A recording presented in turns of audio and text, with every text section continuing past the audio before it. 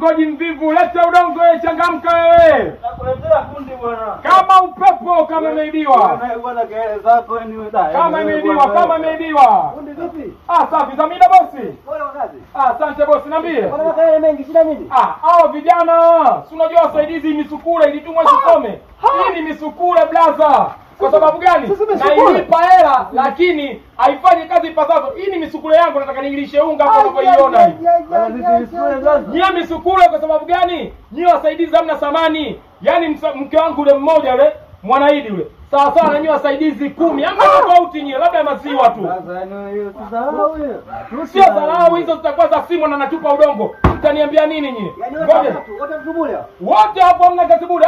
Hawana tofauti na mke wangu kasoro labda chuchu. Kasoro chuchu. Yaani nyie mna tofauti na mke wangu nyie. Nyie watatu. Ananiua.